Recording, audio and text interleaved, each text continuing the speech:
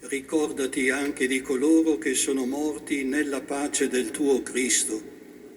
e di tutti i defunti, dei quali tu solo hai conosciuto la fede. Padre misericordioso, concedi a tutti noi, tuoi figli, di ottenere con la Beata Maria Vergine e Madre di Dio,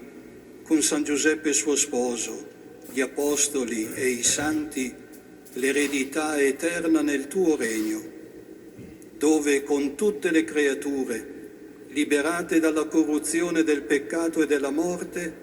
canteremo la tua gloria in Cristo nostro Signore, per mezzo del quale tu, o Dio, doni al mondo ogni bene.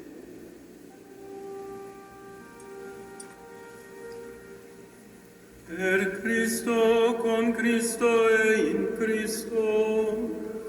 a te Dio Padre Onnipotente, nell'unità dello Spirito Santo,